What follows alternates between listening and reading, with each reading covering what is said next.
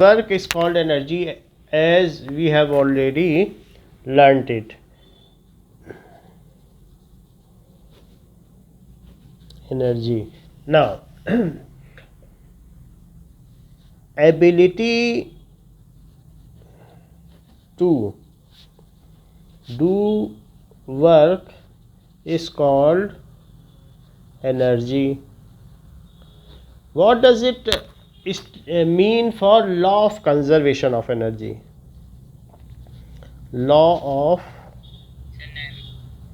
हाँ बोलिए, हाँ ठीक कह रहे हो ना, एनर्जी, हाँ ठीक है. सो इतना ही है, बस इतना ही लिखना है. However it can be transform from one form of another. कुछ बुक्स ऐसा लिखती हैं, so that we can state, otherwise it is complete. Energy can neither be created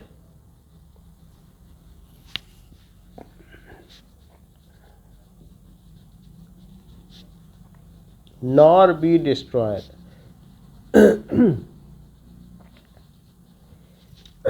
However, it can be converted from one form to another.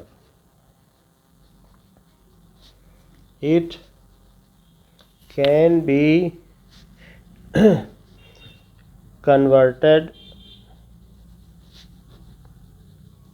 from one form to another. अच्छा, एक तो ये बात हो गई. इसका एक और भी स्टेटमेंट है, that is total energy of the universe is conserved.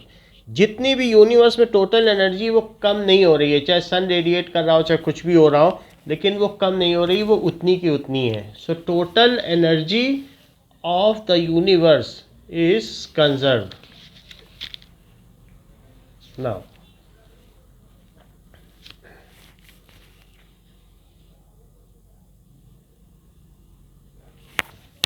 so total energy of the universe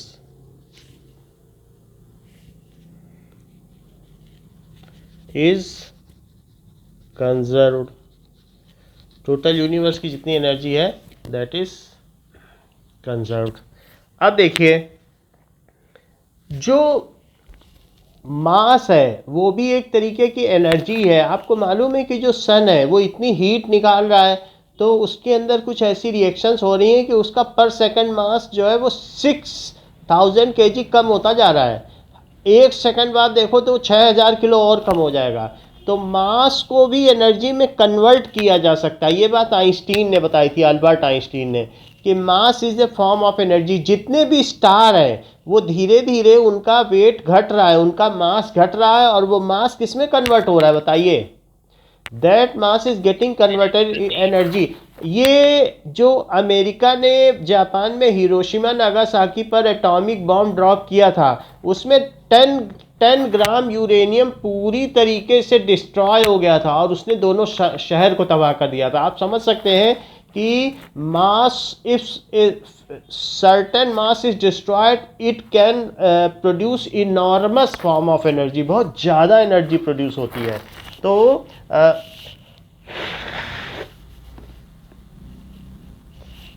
mass is also a form of energy, हम ये लिख सकते हैं.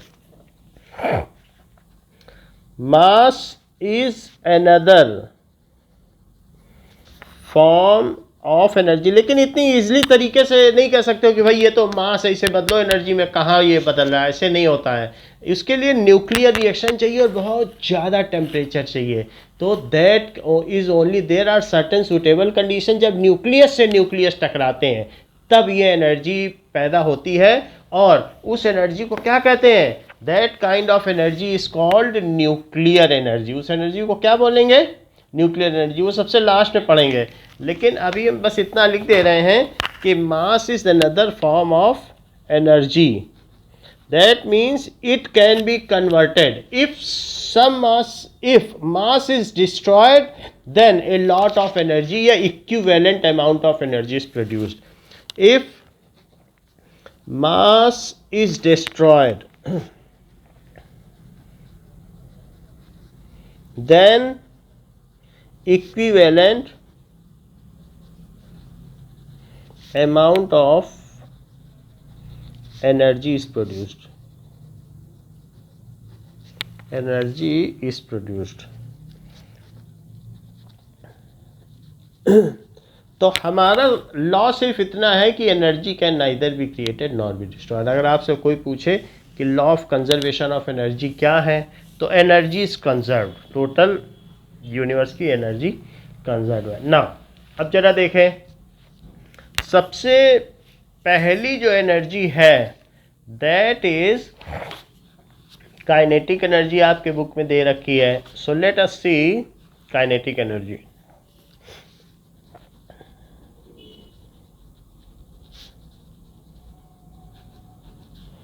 टाइप्स ऑफ एनर्जी तो हमने देख ही ली थी। तो काइनेटिक एनर्जी क्या होती है? The energy possessed by a body due to its motion is called kinetic energy. Divya repeat करो सेंटेंस को।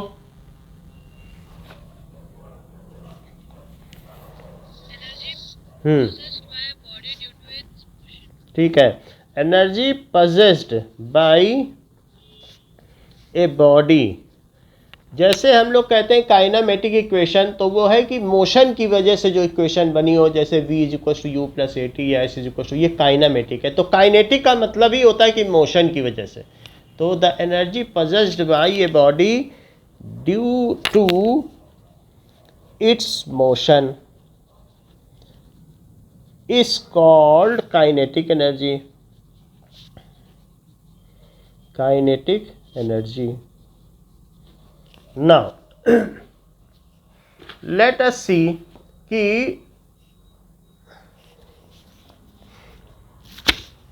अब यहाँ पर अगर मान लीजिए कि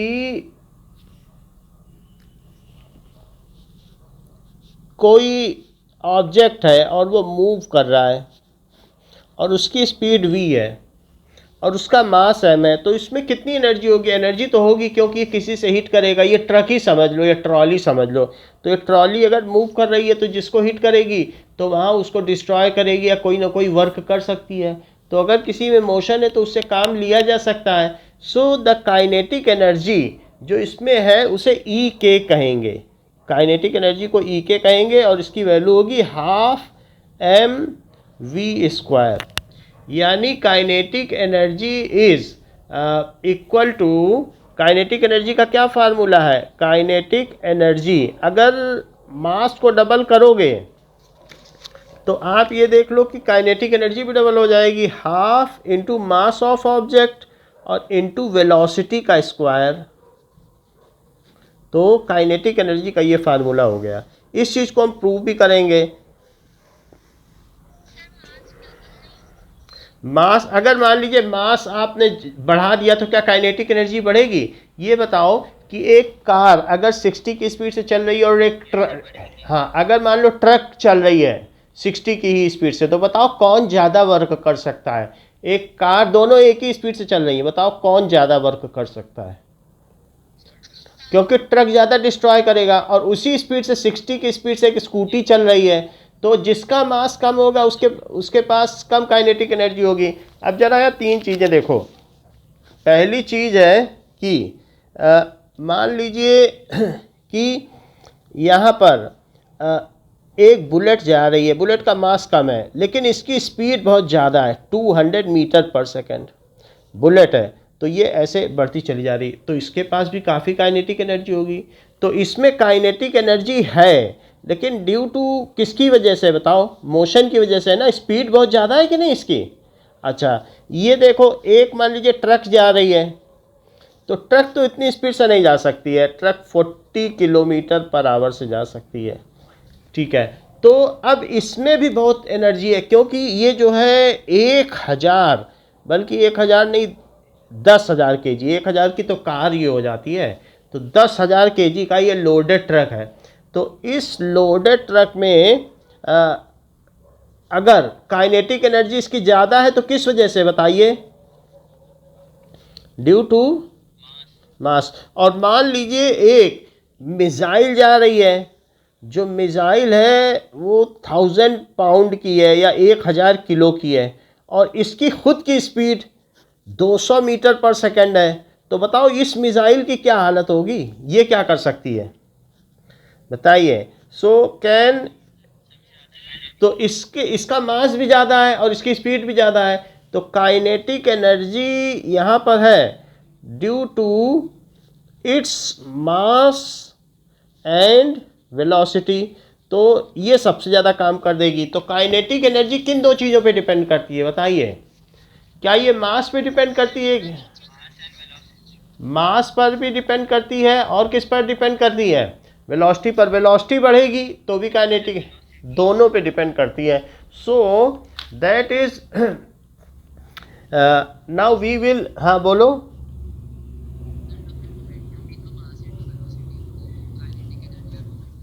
डिफरेंस ये है कि दैट इज यहाँ पर दोनों में थोड़ा फर्क है कि मोमेंटम क्या चीज़ है। Now momentum is the amount of motion contained by a body.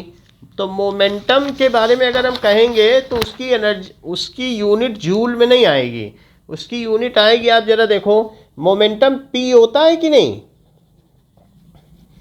Momentum, तो पी से डिनोट करते हैं, that is mass into velocity. अच्छा, तो मास जो चीज़ है वो केजी में है, और वेलोसिटी की यूनिट क्या होती है? Metre per second. इतनी बात समझ में आ गई। अच्छा, अब थोड़ा सा और आगे बढ़ो। ये बताओ कि वर्क क्या होता है? क्या फोर्स, बोलो, फोर्स इनटू डिस्प्लेसमेंट होता है, बोलो। अच्छा, ये बताओ फोर्स क्या होता है? क्या मास इनटू एक्सीलरेशन होता है न्यूटन के सेकंड लॉ से? ये बताइए। हाँ, और इनटू डिस्प्लेसमेंट को एस लिख दो। तो बताओ मास क्या चीज़ होगी केजी में? एक्सीलरेशन की यूनिट बताइए माही। हाँ बोलो, सही, अच्छा बताया, मीटर पर सेकंड स्क्वायर, जैसा कि उदयवीर ने बताया। और एस दैट इज डिस्प्लेसमेंट किस में होगा? मीटर में होगा। तो अब यहाँ पर देखो, तो यहाँ पे क्या चीज़ आ गई बताइए? केजी मीटर स्क्वायर और सेकंड -2। लेकिन वर्क की दूसरी यूनिट क्या है बताइए? इस यही यूनिट हम जूल भी बोलते हैं, इसी को क्या कहते हैं बताइए? जूल। तो ये चीज़ अगर कहीं आ जाए तो उसे हम जूल लिखें। अब जरा काइनेटिक एनर्जी पर आओ, इससे तो ये नहीं आया ना, बताओ मोमेंटम से क्या यही यूनिट आई क्या? तो मोमेंटम क्या है बताइए? It is amount of motion contained by a body. So contained amount of motion contained by a body, it is amount of motion contained by body. क्या उदयवीर आप मुझे ये बता सकते हैं कि इन तीनों में किस में अमाउंट ऑफ मोशन ज़्यादा है, जिसमें मास भी ज़्यादा हो? हाँ, ट्रक में तो इसका मास ज़्यादा है और वेलोसिटी कम है, इसमें दोनों चीज़ें ज़्यादा है। वो तो कैलकुलेट करने से पता चलेगा, देखो कैलकुलेट करने से पता चलेगा, ऐसे मालूम नहीं है, प्रोडक्ट करने से पता चलेगा। मे भी ट्रक में भी हो सकता है, क्योंकि 10,000 kg देख के आप कह रहे होगे, so that we can count. However, हाँ, वो मल्टी प्रोडक्ट करने से मुझे यही ज़्यादा लग रहा है, इसमें नहीं आ पा रहा है। अच्छा, क्या इसकी यूनिट जो मोमेंटम की है वो जूल के इक्विवेलेंट आ रही है कि नहीं आ रही है? बताओ, ये तो नहीं आ रही ना, ये तो नहीं है ना मोमेंटम की यूनिट। अब मैं जरा काइनेटिक एनर्जी की यूनिट निकालता हूँ। तो काइनेटिक एनर्जी क्या है? Half mv²। बताओ मास की, हाफ की तो कोई यूनिट नहीं होती, मास की क्या होगी? kg। और वेलोसिटी की क्या होती है?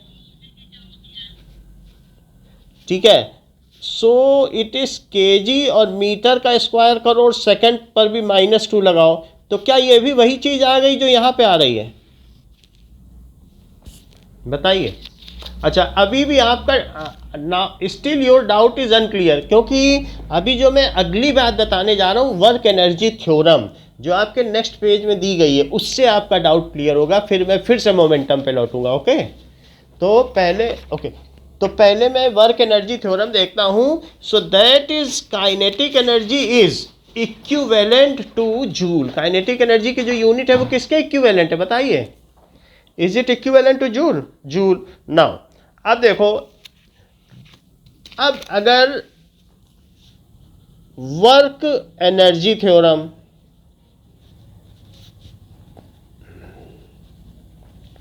ओके, ये वर्ड आपके में नहीं दिया है, ये वर्ड जो है आपको 10th में मिलेगा, लेकिन ये जो थ्योरम दी गई है, ये पूरी थ्योरम यहाँ से अगले पेज में जो दी गई है ना, तो ये कौन सी है, ये वर्क एनर्जी थ्योरम ही है.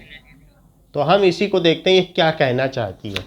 सो अब जरा देखिए कि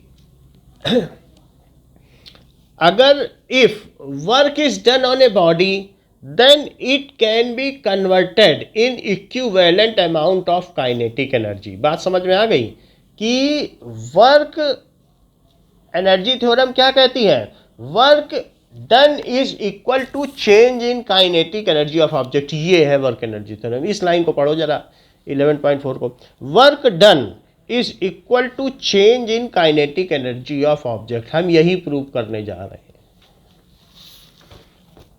तो क्या है work energy theorem, work done on a body is equal to change in kinetic energy. सही है. तो अब जरा देखो, it is equal to change in kinetic energy. तो इसे प्रूव करते हैं, फिर समझेंगे ये बोलना क्या चाहता है. जैसे मान लीजिए आपने इस ऑब्जेक्ट पर जिसका कि मास m है कुछ फोर्स लगाया.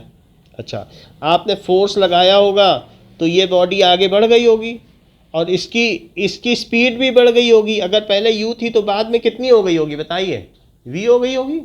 और आपने फोर्स लगाया तो इसके मिड पॉइंट से इसके मिड पॉइंट तक मान लीजिए s डिस्प्लेसमेंट हुआ. तो अगर आप किसी चीज़ पे फोर्स लगाओगे तो ये बताओ क्या उसमें कुछ एक्सीलरेशन होगा. एक्सीलरेशन तो होगा ही, क्योंकि किसी की स्पीड बदल रही है तो क्या एक्सीलरेशन नहीं है. तो इसमें एक्सीलरेशन कितने का हो गया, दैट इज a का. नाउ अब जरा देखिए कि a का एक्सीलरेशन होगा if f force is applied on a body on mass m and it displaces it. ये कितना डिस्प्लेस कर दे, it by s मीटर कर दिया है. अब जरा देखो, ऐसा करने पर इस पर एक और भी चीज़ लग रही है कि v से u हुआ है. So by third kinematic equation बताओ क्या होगा. So by third kinematic equation तो v स्क्वायर किसके इक्वल होता है, u स्क्वायर प्लस 2as. अगर मान ले ये v भी है, v भी है, u भी है, a भी है, s भी है, तो हम इस पर एक फार्मूला लगा सकते हैं. क्योंकि फोर्स लगाया, फोर्स लगाने से ही स्पीड बढ़ती है, बिना फोर्स लगाए तो कुछ नहीं होता. फोर्स लगाया तो स्पीड बढ़ी. तो ये हुआ. अब जरा देखिए थर्ड काइनामेटिक इक्वेशन, ये जो होती हैं ये काइनामेटिक की इक्वेशंस है, ये गतिकी के समीकरण है. यानी जो भी हैं ये किसके इक्वेशंस हैं, that is kinematic equation. Late us see it कि ये जो हमने प्रूव किए हैं, पहले भी 3 इक्वेशंस हमने प्रूव कर दिए हैं. So what for it is, these are kinematic equations. इसको क्या कहते हैं, 3 इक्वेशंस ऑफ मोशन. ये किसके इक्वेशंस है बताइए, kinematic equation. Otherwise you can say it is third equation of motion, equation of motion. ठीक है. तो चलो नाउ अब हमने इसमें लगा दिया v square is equals to u square minus 2as. So v square minus u square क्या होगा, 2as. ओके, नाउ ये भी लिखा जा सकता है कि ये कितना डिस्टेंस चला होगा. हमें ये मालूम है कि F फोर्स है, और अगर मुझे ये पता चल जाए कि डिस्टेंस कितना चला है तो क्या मैं वर्क डन निकाल लूँ फोर्स इनटू डिस्टेंस करके, बताओ. तो हमें यही पता करना है कि कितना वर्क डन हुआ है। तो v square minus u square upon 2a, so that is equals to s। इतनी बात तो समझ में आ गई। ओके, नाउ अब जरा देखिए वर्क डन का फार्मूला बताओ। क्या फोर्स इनटू डिस्प्लेसमेंट? अच्छा, लेकिन फोर्स का क्या फार्मूला होता है? सेकंड लॉ ऑफ मोशन बताओ।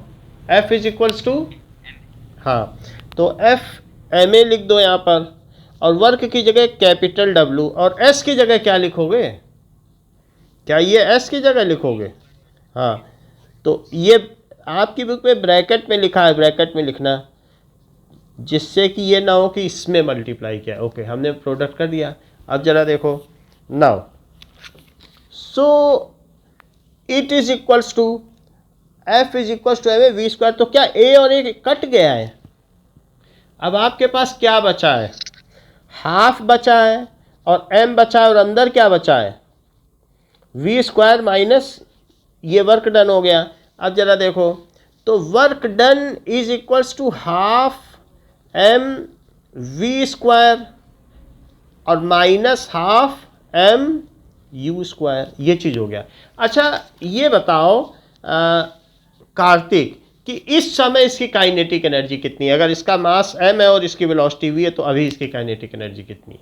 Final kinetic energy half m v square. अच्छा, ये बताओ अभी कितनी है? ठीक है, तो यानी जो काइनेटिक एनर्जी इनिशियल है वो हाफ m u स्क्वायर है। तो ये मुझे बताइए चेंज इन काइनेटिक एनर्जी कितनी होगी?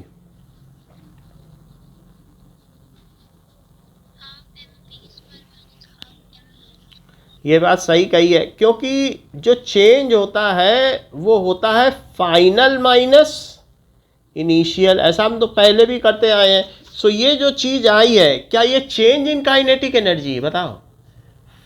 तो W is equals to K final minus K initial. So that is work done is equal to change in kinetic energy. अब जरा पढ़ो इस चीज़ को, क्या ये बात सही लिखी है? Work done is equal to change in kinetic energy. अगर आप किसी पे वर्क डन करोगे तो क्या उसकी काइनेटिक एनर्जी में चेंज आ जाएगा? बताइए। तो ये मैथमेटिकल फॉर्म हो गई कि work done is equal to change in kinetic energy. अगर मान लीजिए कि किसी ऑब्जेक्ट की इनिशियल स्पीड 0 है, तो यानी वो शुरू में नहीं चल रहा था। इफ इनिशियल स्पीड इज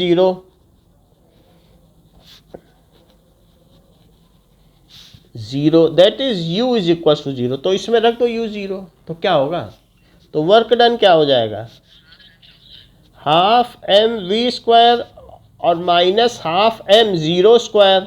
तो अल्टीमेटली वर्क डन जितना आप उस पर करोगे तो वो उसकी काइनेटिक एनर्जी के रूप में कंटेन्ड हो जाएगा। सो अगर मान लीजिए इनिशियल स्पीड 0 है, so that is work done is equal to the kinetic energy contained in a body. बात समझ में आ गई कि नहीं? तो इसलिए अब ये जो वर्क है so will be converted.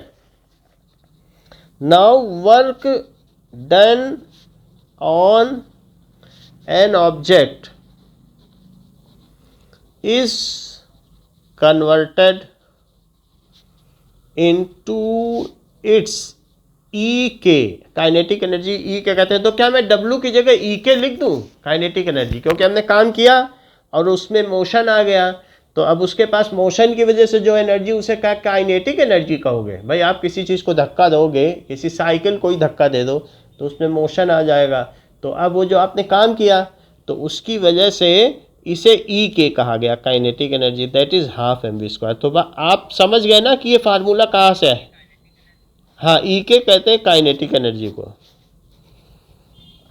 Book में देखो ई के लिखा हुआ 11.5 इक्वेशन काइनेटिक एनर्जी। अब जरा देखिए, so unit of kinetic energy क्या होगी? हाँ, unit of kinetic energy is joule. ठीक है। Pratyush, am I Audible?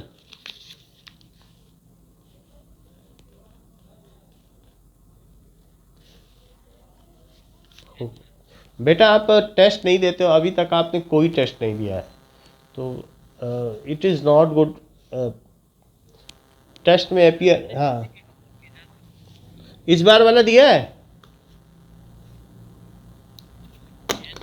चलो तब तो ठीक है। नाउ चेक, अब कल से मिलने लगेंगे। एग्जाम्पल 11.3 देखो, an object of mass 15 kg, 15 kg का मास है और moving with uniform velocity of 4 metre पर सेकेंड। तो what is the kinetic energy possessed by object? अगर 15 kg की कोई चीज़ है और वो किस स्पीड से चल रही है, it is moving with 4 metre पर सेकेंड, तो बताइए ठीक है, काइनेटिक एनर्जी का क्या फार्मूला है? हम इसमें वैल्यू रख दें, वो काइनेटिक एनर्जी पूछा है, जस्ट फार्मूला बेस्ड क्वेश्चन है। मास है 15 और वेलोसिटी का स्क्वायर कर देना, so that is half into 15 into 16, 4 का स्क्वायर कर दो, ये इससे कट जाएगा 8, तो 15 8 जा 120, तो 120 जूल, तो उस ऑब्जेक्ट की काइनेटिक एनर्जी है। तो the kinetic energy of object is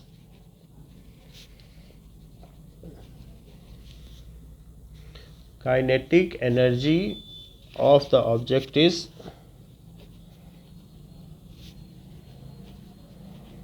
120 joule. Next देखिए एक और क्वेश्चन, एग्जाम्पल 11.4, ये वर्क एनर्जी थ्योरम पे बेस्ड है। What is the work to be done to increase the velocity? एक कार है, तो कह रहा है कि कार की अगर हम स्पीड बढ़ाना चाहते हैं, पहले ये 30 किलोमीटर पर आवर है, किलोमीटर पर आवर तो नहीं चलेगा, तो अब ये है, हाँ सो नाउ बाद में इसमें जो भी फोर्स लगेगा वो इसका इंजन लगाता है, तो now it is 60 kilometre per hour. तो जैसा उदयवीर ने कहा कि इसको हमें 5/18 से मल्टीप्लाई कर देंगे तो किस में कन्वर्ट हो जाएगा? It will be converted into metre पर सेकेंड। ये u है और ये v है। क्या आपको इस बात की जानकारी है? कह रहा है इसमें वर्क डन क्या होगा, तो बाई वर्क एनर्जी थ्योरम। तो वर्क डन का क्या फार्मूला होता है? क्या चेंज इन काइनेटिक एनर्जी? बताओ, आपको लिखाया था work done on a body is equal to change in kinetic energy. बात समझ में आ गई ना? यही लिखा है कि नहीं? So it is equals to change in kinetic energy. So that is kinetic energy में जो चेंज होगा वो कितना होगा?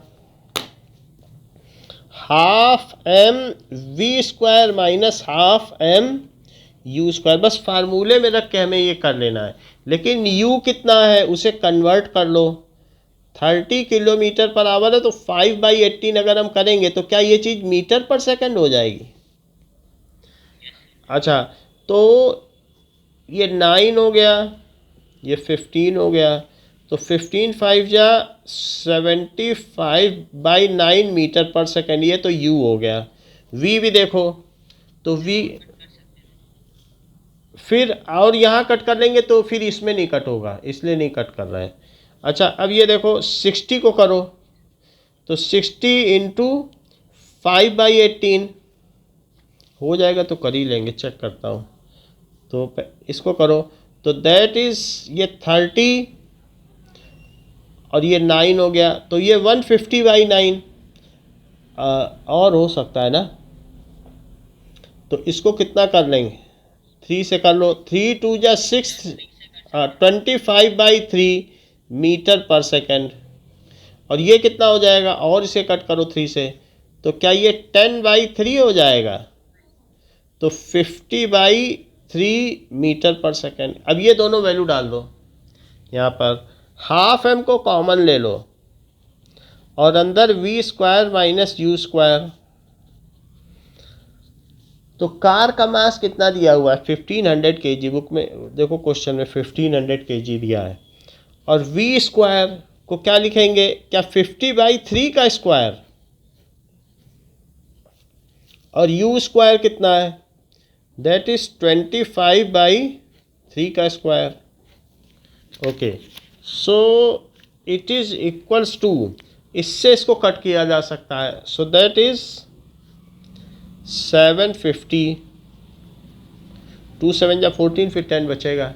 और अंदर देखो तो अंदर में 50 का स्क्वायर क्या होता है 2500/9, और 25 का स्क्वायर 625/9, ये हो गया। नाउ अब देखिए कि 750 और अंदर कॉमन ले लो 9, तो ऊपर कितना बचेगा, दैट इज 2500 माइनस 625, इन दोनों को सब्ट्रैक्ट करो तो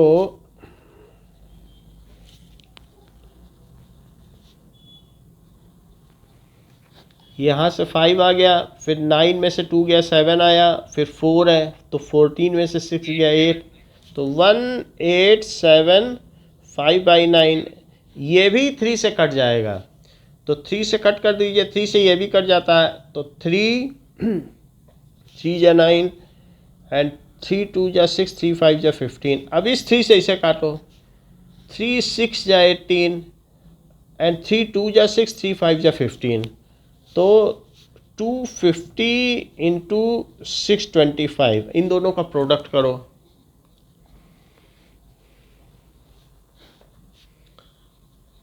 5 से करिए, 5 5 या 25, 5 2 या 10 एंड 5 6 या 30,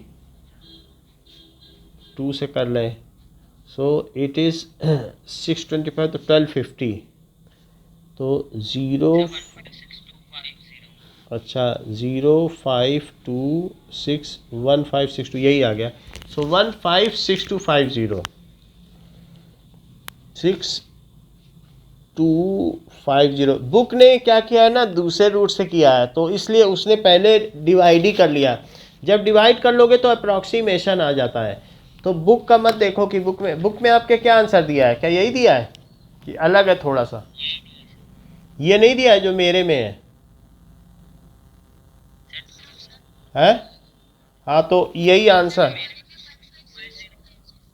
तो 5, तो सही है। फिर हमारे में पुरानी बुक है ना, तो हमारे में ये दिया है 156375, तो वो बाद में करेक्ट कर दिया गया होगा, तो इतना जूल, ठीक है। So this much joule, it is from work energy theorem. आपको सिंपली क्या करना है बताओ, आपको वर्क डन का फार्मूला लगाना है, work done is equal to change in kinetic energy, बस हो जाएगा। और इसके पिछले सवाल में तो सीधा kinetic energy is half mv², और इसमें work is change in kinetic energy. Next देखो इन टेक्स्ट क्वेश्चंस, सो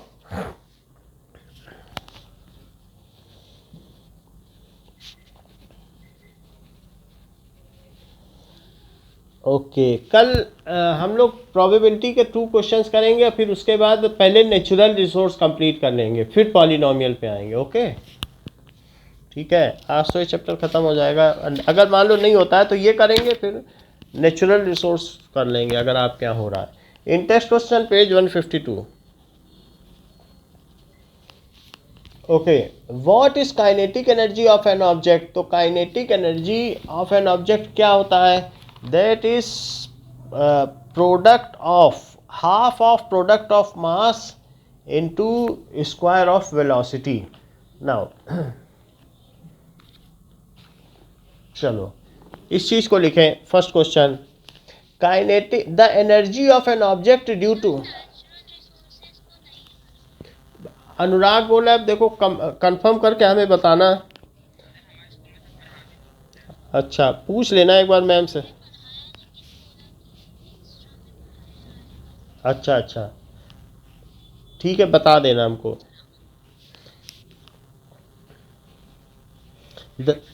हाँ पूछ के बता देना, the energy of an object due to its motion, due to its motion, is called kinetic energy.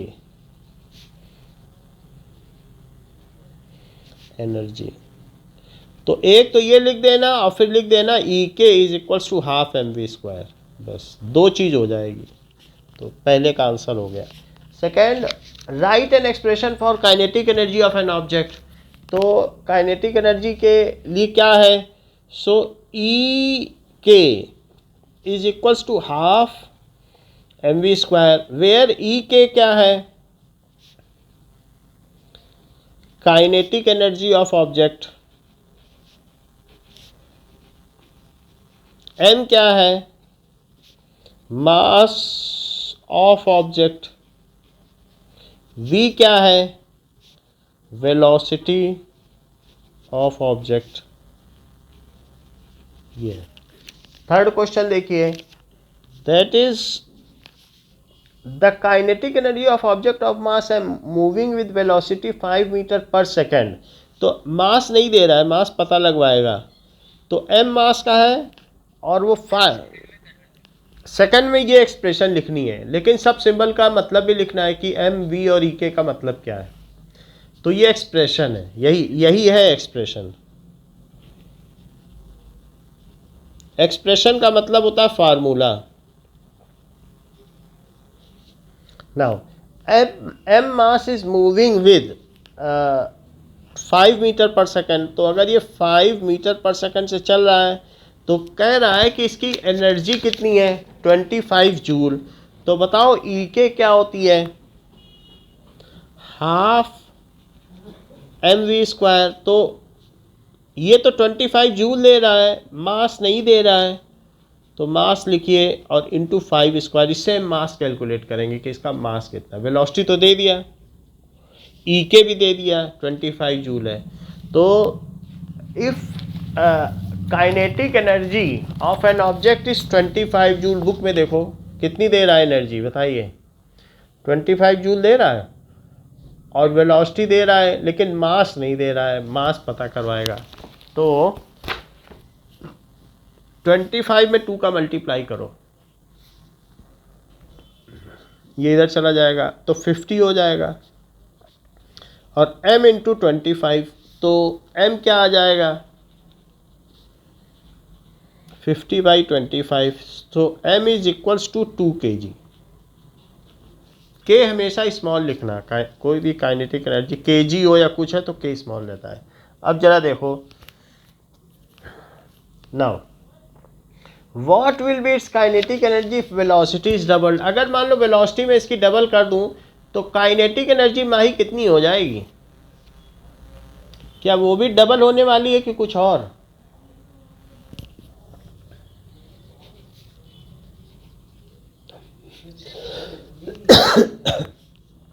If velocity is double तो kinetic energy कितनी हो जाएगी? वेलोसिटी डबल कर दिया तो काइनेटिक, चेक करें। हाँ, 4 टाइम्स हो जाएगी। हाँ, let us check earlier later. अच्छा, पहले वेलोसिटी v थी तो ई के क्या था? Half M we square. अब मैं ई के डैश कर दो, क्योंकि चेंज होगी काइनेटिक एनर्जी तो कोई नया सिंबल लगाना है तो डैश लगा दो या 1 लगा दो, कुछ ना कुछ लगाना पड़ेगा। तो हाफ एम और वी की जगह क्या 2v कर दें? वेलोसिटी डबल कर दें क्या? अच्छा, हाफ एम और 2v इंटू 2v क्या होता है? 2v स्क्वायर का मतलब है कि 2v इंटू 2v। तो क्या ये 4v स्क्वायर हो जाएगा?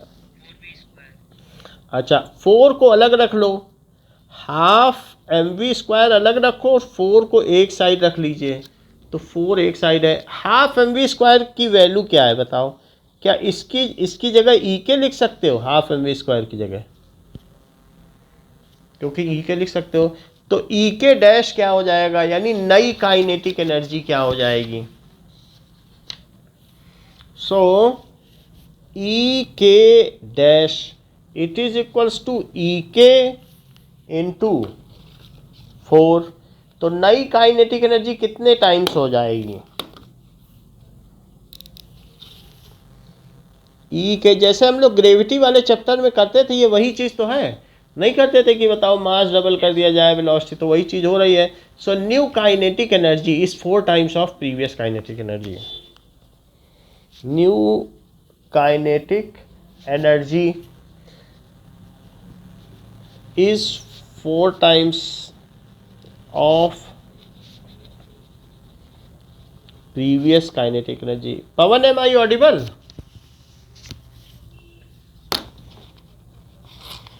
Okay.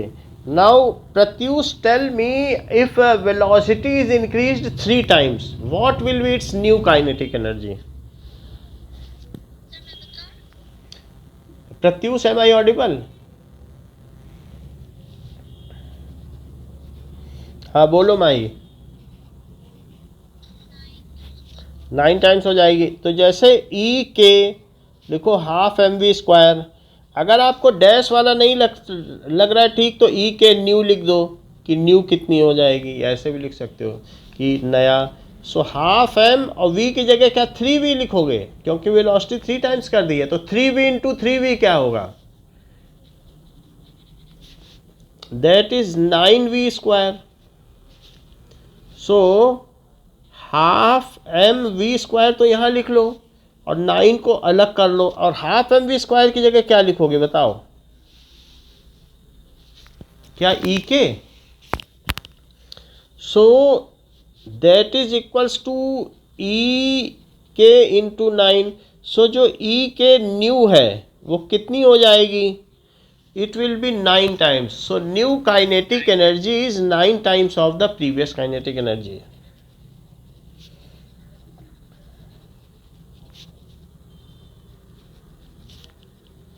Nine times of previous kinetic energy. ये तो बात हमने कर ली काइनेटिक एनर्जी की, काइनेटिक एनर्जी क्या होती है। अब जरा देखें,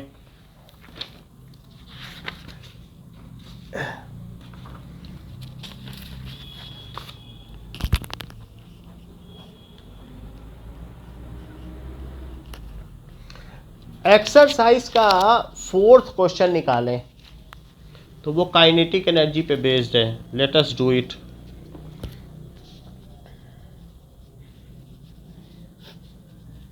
फोर्थ क्वेश्चन कहता है कि certain force acting on a 20 kg mass changes its velocity 5 metre per second to 2 metre per second.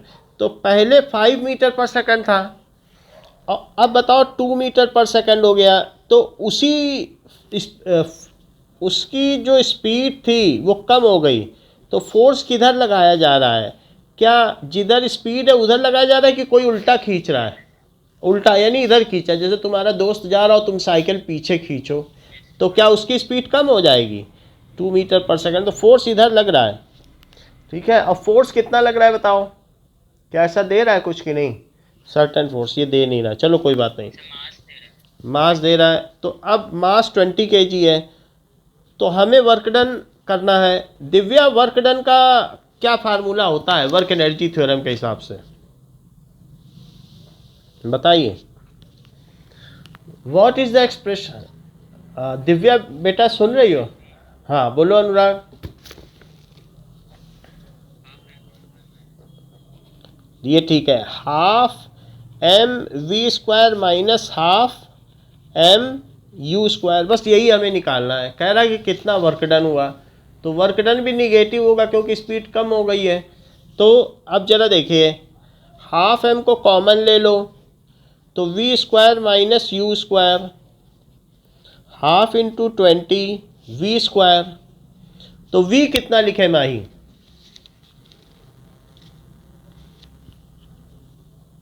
बोलो। 5 क्यों लिखोगे, यू को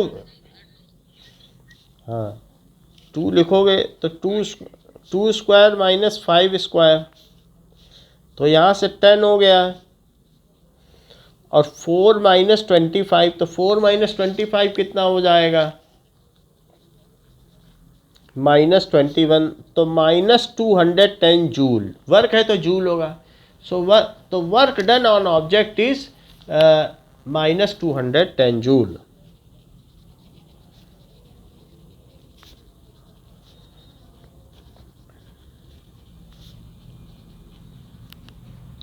okay now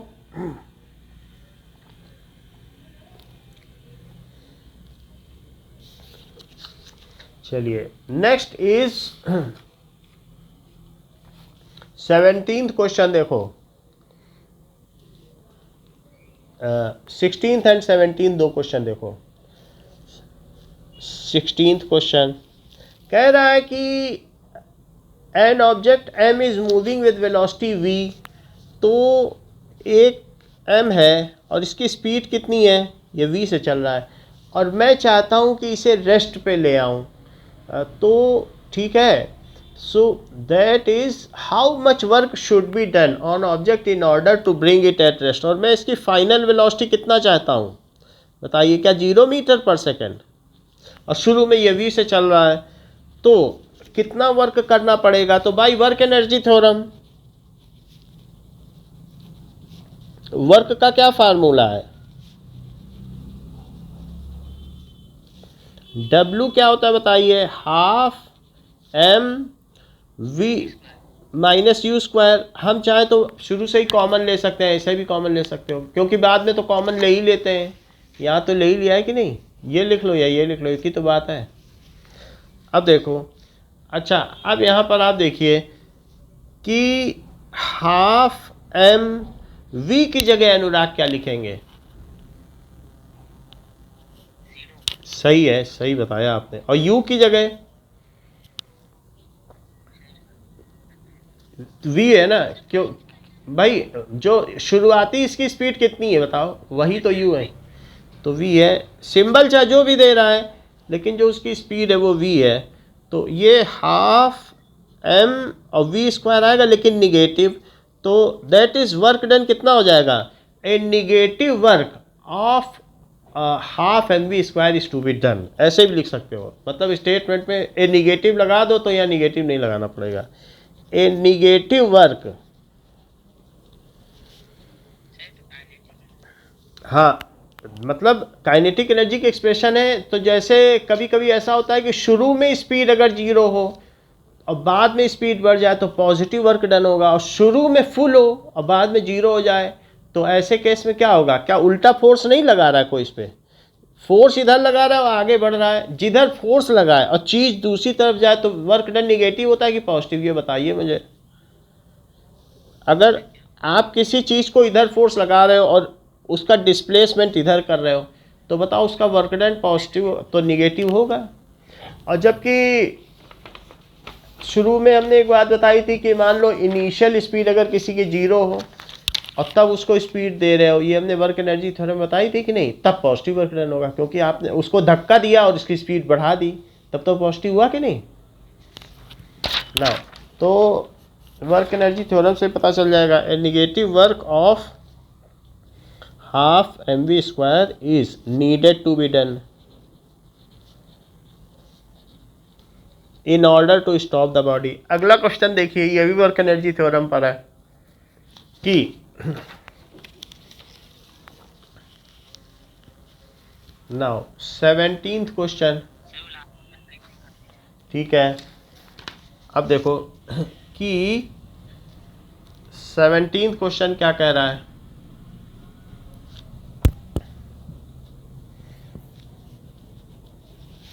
that is calculate work done to stop a car of 1500 kg। तो एक car शुरू में तो चल रही है किसी स्पीड से और 60 किलोमीटर पर आवर से चल रही, और इसका मास है 1500 kg, ठीक है। और वो स्टॉप हो जाए, मान लीजिए ये बाद में स्टॉप हो गई, तो 0 किलोमीटर पर आवर हो गई। तो आपसे सिर्फ वही पूछा जा रहा है, वर्क डन रिक्वायर्ड। तो वर्क डन का क्या फार्मूला होता है बताइए।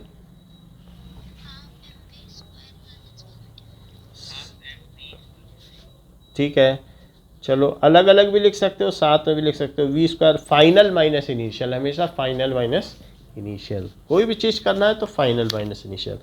तो हाफ एम तो कॉमन ले लो और v square minus u square, लेकिन किलोमीटर पर आवर तो चलेगा नहीं, तो यू कितना है, क्या 60 है, और 60 को यदि 5/18 करोगे तो यही मीटर पर सेकंड लिखना पड़ेगा, यहाँ नहीं लिखे तो बात गलत हो जाएगी। अच्छा, अब इन दोनों को, ये हो गया 30/9, ठीक है, 3 से कट किया तो ओके ओके, 1 मिनट। सो 3 से हमने कट किया तो पहले 2 से कट कर लेते हैं। चलो, 30/9 हो गया, और फिर 3 10 जा, और फिर 3, सो इट इज़ 50/3 मीटर पर सेकेंड। ये हो गया, ये सारी वैल्यूज में डाल दीजिए, वर्क आ जाएगा। Now it is equals to half into mass कितना है, क्या 1500, और फाइनल वेलोसिटी बताओ, फाइनल कितनी है। सही है, फाइनल, क्योंकि उस कार को हमने रोक दिया है तो final speed is 0 and initial 50/3 का स्क्वायर, सो ये हो गया 750, और अंदर में आएगा माइनस में 2500/9। अच्छा, 3 से तो ये कट जाएगा, 3 2 जा 6, 3 5 जा 15, और 3 से ये कटा तो 3 आ गया। इसको इसमें मल्टीप्लाई करो, 25 का 25 में करोगे तो क्या 625, और फिर कितने 0/3, और निगेटिव साइन रहा। तो अब पीछे आंसर आपको देखना पड़ेगा कि क्या ये चीज़ ऐसे दी गई है या फिर इसे डेसिमल में कन्वर्ट किया गया। डेसिमल में होगा तो डेसिमल में करेंगे, जैसे दिया जाएगा वैसे ही करेंगे। तो इसको हम डेसिमल में कन्वर्ट करते हैं। नाउ 3 से कट करो, 625000, तो एक डिजिट उतारा लेकिन नहीं जाएगा तो एक ज़ीरो लगा के एक और डिजिट उतारा, तो 3 8 जा 24, फिर 10, 3 3 जा 9, फिर एक और ज़ीरो लिया तो 3 3 जा 9, फिर एक लास्ट वाला ज़ीरो तो 3 3 जा 9, इस तरीके से हो गया।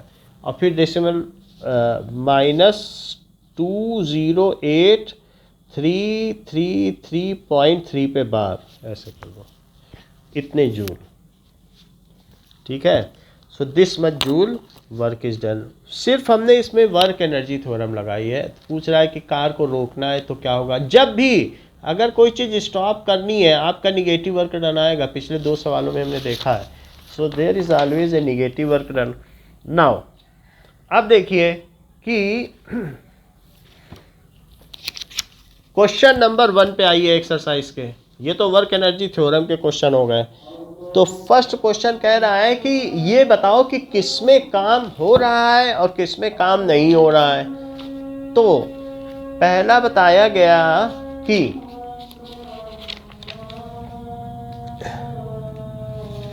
सुमा is swimming in a pond. अगर कोई वो स्विम कर रही है तो बताओ क्या वो काम कर रही है कि नहीं, वो फोर्स लगा रही है कि नहीं, पहले ये बताओ। स्विमिंग में कुछ फोर्स लगता है, मस्कुलर फोर्स, मस्कुलर फोर्स लगा रही है, पानी के अगेंस्ट में मस्कुलर फोर्स लगा रही है। So that means work is done. So Suma is applying muscular force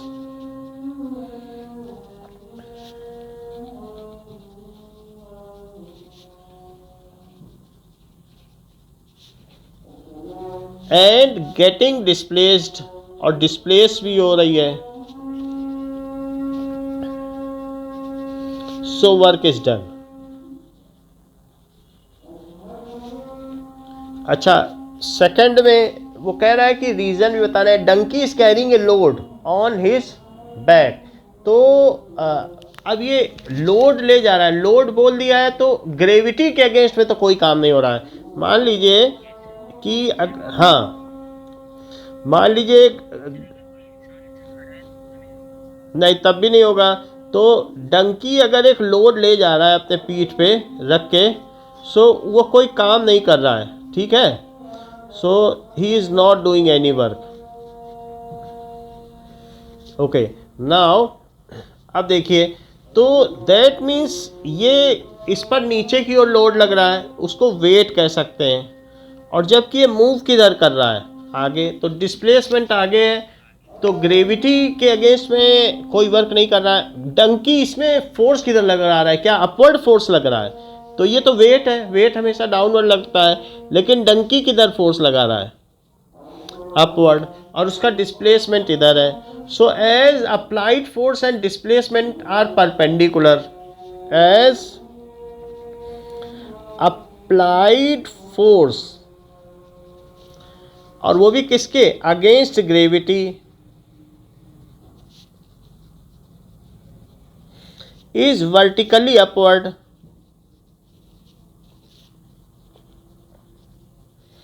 and displacement is perpendicular to it.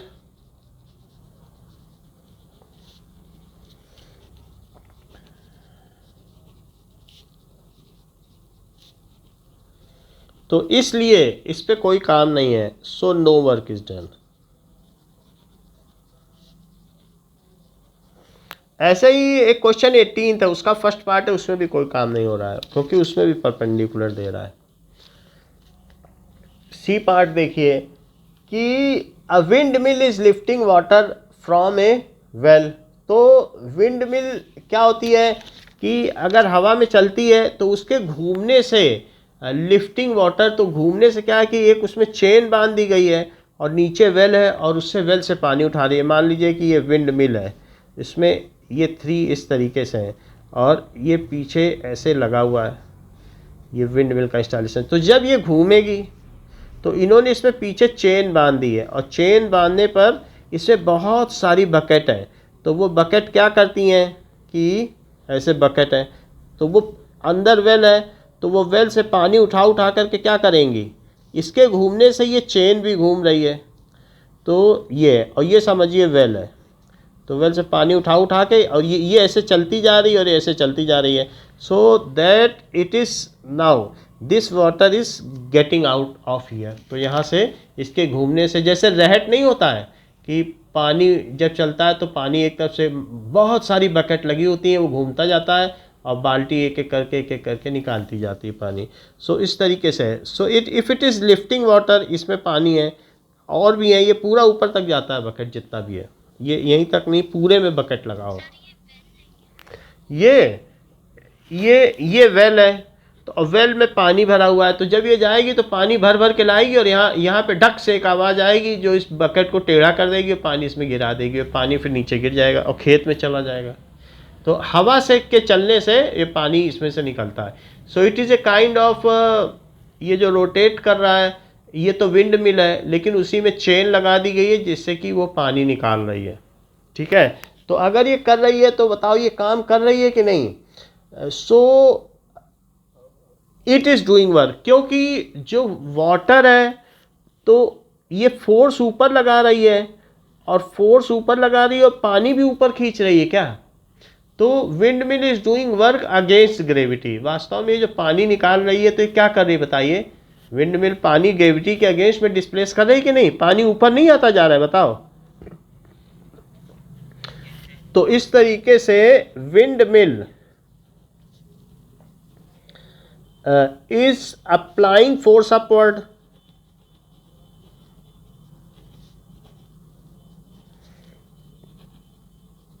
against gravity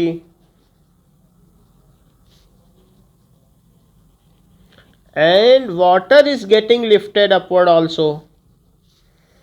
तो पॉजिटिव वर्क डन हो रहा है।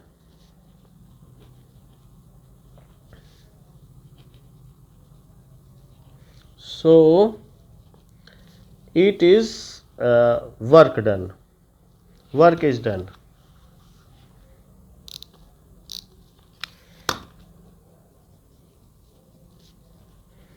अच्छा, नेक्स्ट पार्ट देखिए।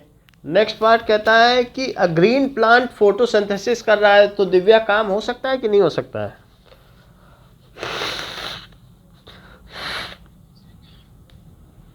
नहीं होगा, क्योंकि फोटोसिंथेसिस में कोई डिस्प्लेसमेंट तो होता नहीं है, तो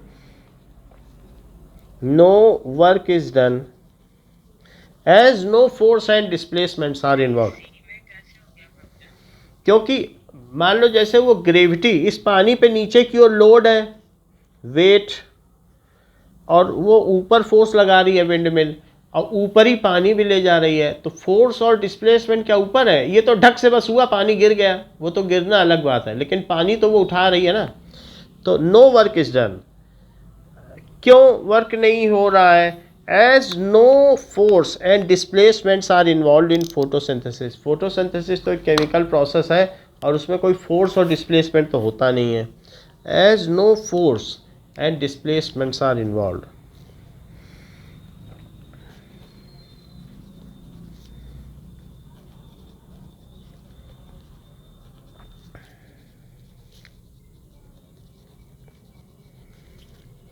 okay, now an engine is pulling a train.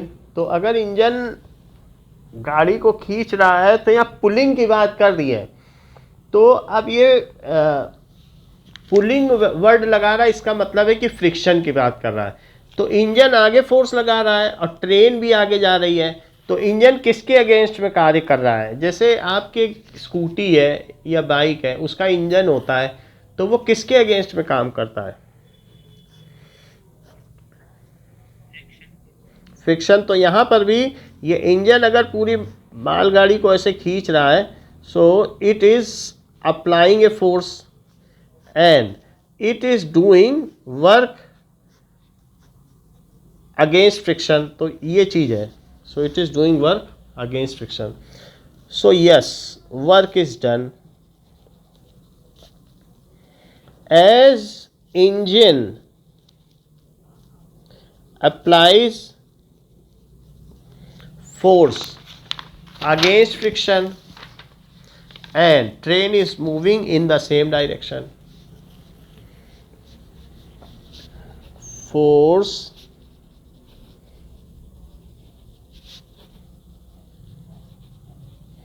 and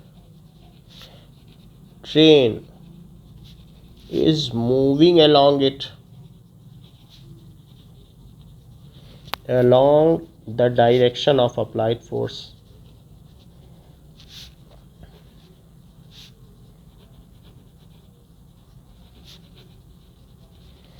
Okay, next is it is said food grains are getting dried in the sun. तो क्या वर्क होगा? गेहूं को धूप में सुखा रहे हो तो वर्क डन होगा?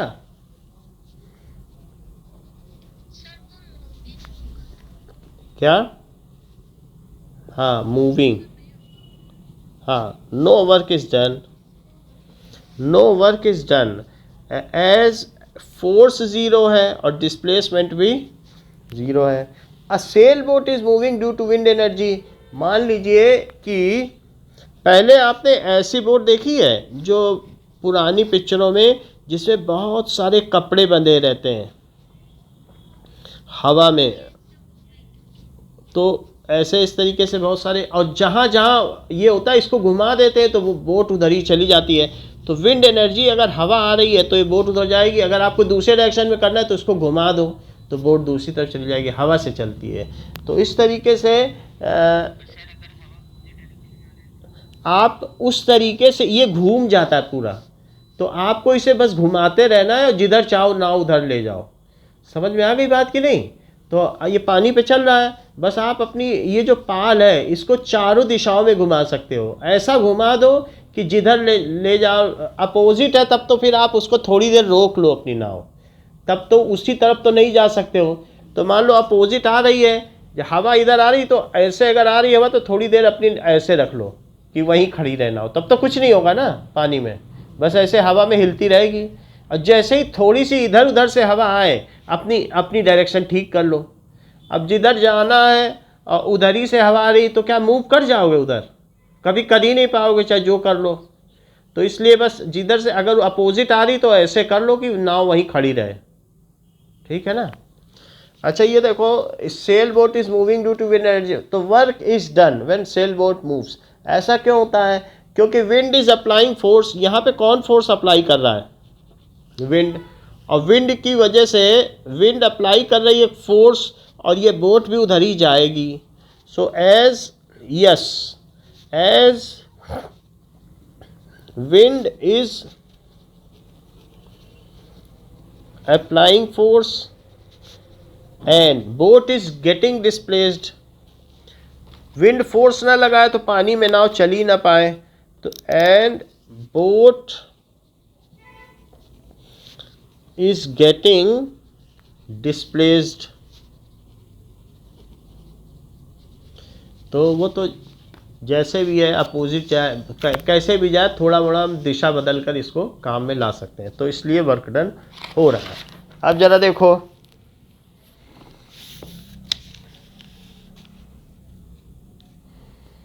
सेकंड क्वेश्चन, देखिए सेकंड क्वेश्चन कह रहा है, इसमें भी पूछ रहा है work done. An object thrown at certain angle to the ground. मान लीजिए एक ऑब्जेक्ट को ऐसे फेंका गया और वो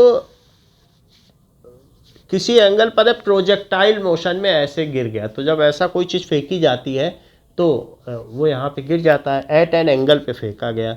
सो अब ये बताइए कि इनिशियल एंड फाइनल पॉइंट ये दोनों सेम लेवल पर है। अच्छा, इस पर ग्रेविटी किधर फोर्स लगा रही है बताइए? ग्रेविटी तो नीचे है, तो आपने ग्रेविटी के अगेंस्ट में ऊपर फोर्स लगाया होगा कि नहीं उसे फेंकने के लिए? वेट इसका किधर लग रहा है? वेट नीचे है, तो आपने किसी एंगल पर अगेंस्ट ग्रेविटी लगाया।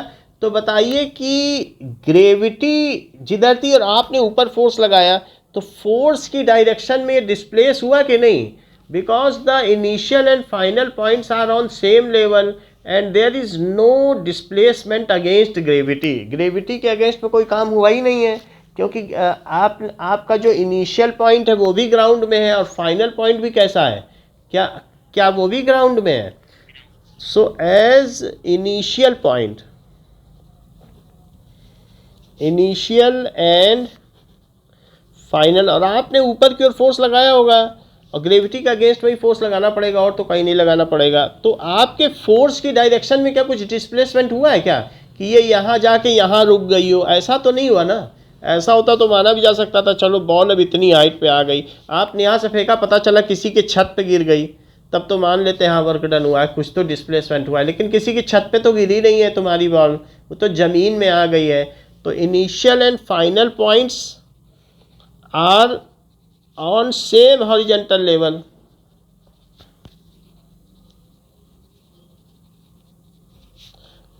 ये ना लिखना चाहो तो तुम ये भी लिख सकते हो, force is applied upward however displacement is perpendicular to it. ये भी लिख सकते हो, फोर्स तो ग्रेविटी के अगेंस्ट में, तो ये दोनों परपेंडिकुलर है। बल्कि ये लिखना फिर भी ठीक है, जो मैं लिख रहा हूँ वो भी लिख सकते हो। Initial and final points are in same horizontal level and no displacement is taking place along the direction of applied force. No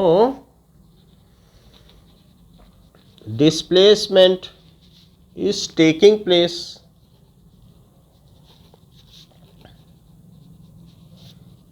along the direction of वो भी लिख सकते हो कि अगर फोर्स ऊपर लगाया और डिस्प्लेसमेंट 90 डिग्री पे हो तो कहाँ वर्क डन होगा? Direction of applied force, so no work is done. अच्छा, जो ये ना लिखना चाहे वो दूसरा क्या लिख सकता है? As force is applied upward against gravity and displacement is perpendicular to it. ये भी लिख सकते हो, as force is applied upward against gravity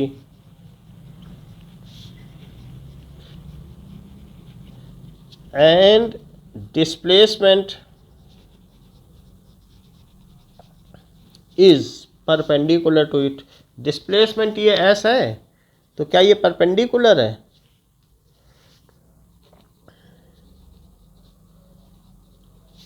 to it, so no work is done. ये बताइए, स्कूल आप लोगों के खुल रहे हैं ऑफलाइन के अभी नहीं? अच्छा, अभी कुछ नहीं आया ना मैसेज? अच्छा अच्छा, ओके। नाउ अब देखिए कि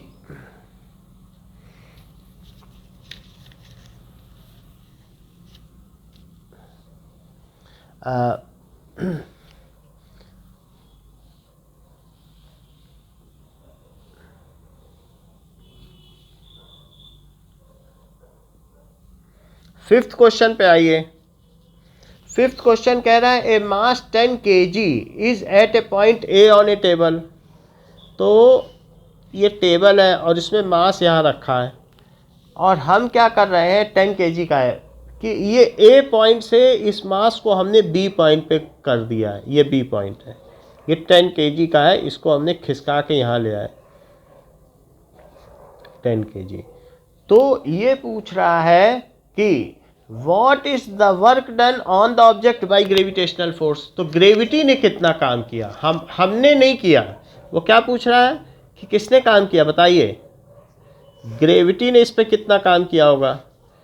तो ग्रेविटी तो इस पे नीचे वेट लग रहा है ग्रेविटी की वजह से, और उसकी वैल्यू कितनी होती, क्या, mg। So the force of gravity is downward and displacement is taking perpendicular to it. So there is no work done by gravity। बात समझ में आ गई। As force of gravity, फिर से देखो, पूछ रहा है फिफ्थ क्वेश्चन में कि ग्रेविटेशनल फोर्स ने कितना काम किया। 10 kg की चीज़ है, टेबल में खिसका दी गई है। ये ऐसी बात है, ये आपके में एक फिगर बना है, जरा उसे देखो तब पता चलेगा कि ये वाली चीज़ करी गई है 11.5। अगर मान लो खिसका दी तो ग्रेविटी ने कितना काम किया। तो अगर मान लो 10 kg की चीज़, तो ग्रेविटी का फोर्स किधर है बताओ, वेट किधर एक्ट कर रहा है। A force of gravity that is weight. तो वेट इज एक्टिंग डाउनवर्ड, और उसका डिस्प्लेसमेंट कैसा है बताओ। हाउएवर, हाँ, डिस्प्लेसमेंट इज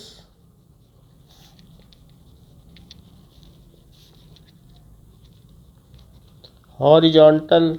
तो डिस्प्लेसमेंट हॉरिजॉन्टल है, तो that is both are perpendicular. F and S are perpendicular to each other।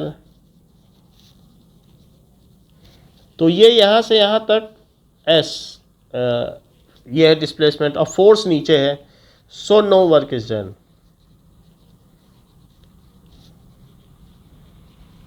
ठीक है, इसलिए कोई वर्क डन नहीं हो रहा है। अब देखिए now,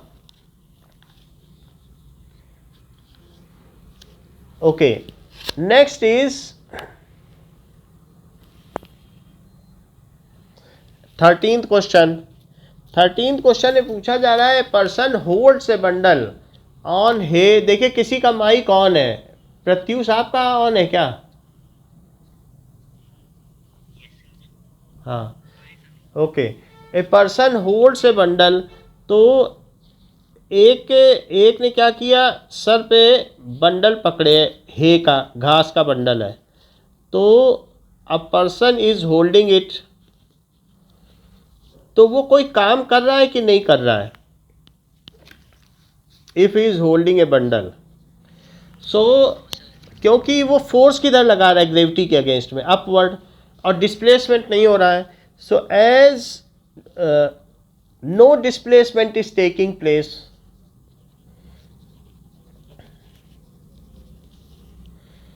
ment is taking place, दो जबकि वो फोर्स अप्लाई कर रहा है, he applies muscular force।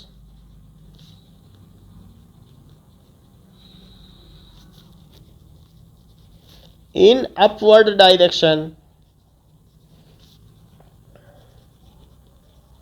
Against gravity. Gravity के अगेंस्ट में काम करना पड़ता है अगर किसी चीज़ को उठाना है। सो अगेंस्ट ग्रेविटी,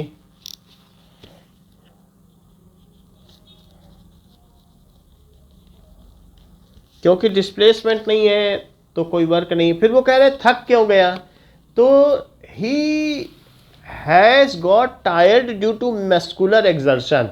उसकी जो मसल थी, तो मसल में एक्सर्शन है, उन्हें लगातार काम करना पड़ा है। हाउएवर डिस्प्लेसमेंट नहीं तो फिजिक्स की लैंग्वेज में वर्क डन नहीं है। So he has got tired. अगर आप सिर्फ एक जगह खड़े ही रहो, जो सैनिक परेड में खड़े रहते हैं मालूम है वो चक्कर खा के गिर जाते हैं अगर उनको 1 घंटे से ज़्यादा खड़े रखोगे, मालूम है, ये मस्कुलर एक्सर्शन की वजह से होता है। He has got tired due to muscular exertion.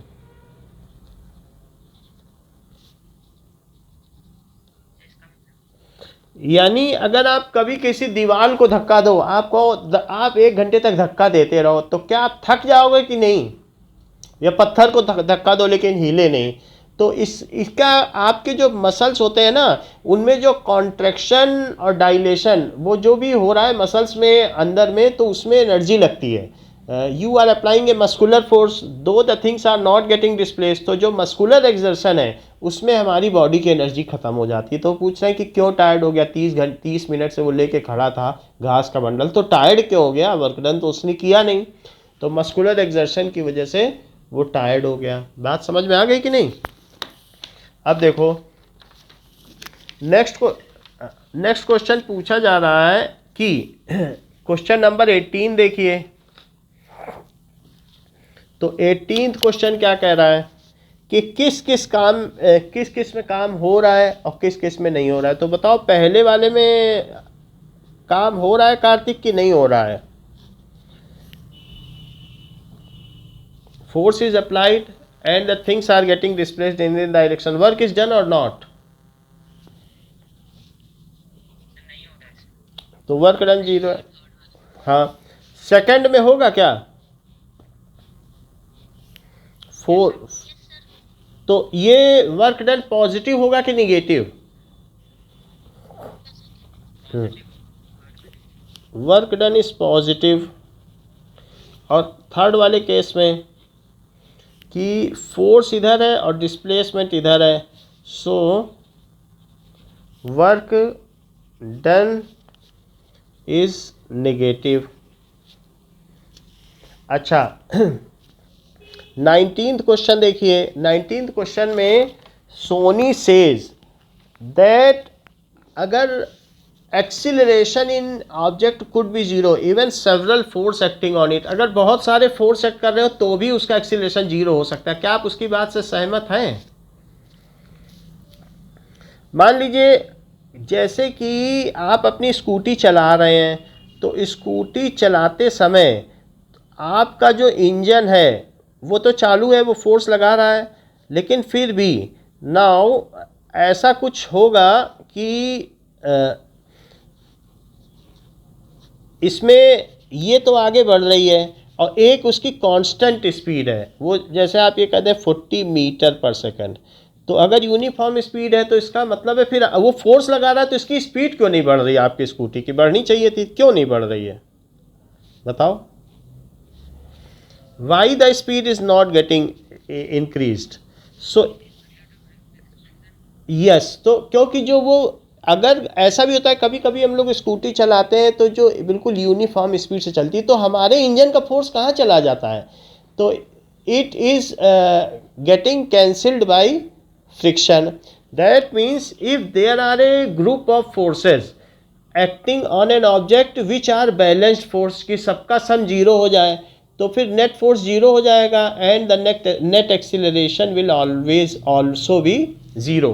तो क्या सोनी की बात सही है कि एक्सीलरेशन 0 हो सकता है if the group of forces are balance force. Balance force का मतलब समझो, अगर एक ऑब्जेक्ट पर 2 न्यूटन इधर फोर्स लगा और 2 न्यूटन इधर से फोर्स लग गया, तो बताओ इस पर कोई एक्सीलरेशन होगा कि नहीं, क्योंकि फोर्स 0 हो गया।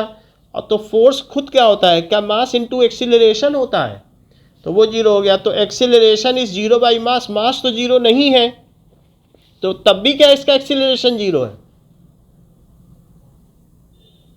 क्योंकि ऊपर 0 है न्यूमरेटर में कोई चीज़ तो 0। अच्छा एक बात और बताओ, ये जैसे एक ऑब्जेक्ट है और इस पर 3 फोर्सेस 120 डिग्री में लग रहे हैं, तो बताओ क्या ये एक दूसरे को कैंसिल कर देंगे। 3 दोस्त एक राउंड टेबल को धक्का दे रहे हैं, कहीं नहीं जाएगी। एक ये देखो, अगर 4 फ्रेंड 2 न्यूटन का इधर से लगा रहे हैं तो भी क्या ये 0 हो जाएगा अगर इक्वल फोर्स है, क्योंकि इसका फोर्स इसको कैंसिल कर देगा, इसका इसको कर देगा। तो if a group of forces are balanced और सिमेट्रिक, जैसे ये सिमेट्रिकल है तो क्या होगा, 3 वाले में अगर कोई भी लोग, जैसे 3 लोग किसी चीज़ को खींचें, ये भी 10 न्यूटन से खींचे, ये भी 10 न्यूटन, और 120 डिग्री इनके बीच एंगल हो, कितना एंगल हो 120 डिग्री, यहाँ भी 120, तो ये चीज़ कहीं नहीं जाएगी, बिकॉज ये सिमेट्री किसकी ओर जा सकती, क्या कहीं जा सकती है? एक अपने प्रैक्टिकल नॉलेज से बताओ, अगर जाएगी भी तो किधर जाएगी? 2 न्यूटन इसने भी लगाया, 2 न्यूटन इसने भी लगाया, 3 बच्चे एक मेज को 3 तरफ से धक्का दे रहे हैं, बोलो कहीं भी जाएगी? इसमें सिमेट्री है, इस वजह से कहीं नहीं जाएगी। तो इस तरीके से if a group of force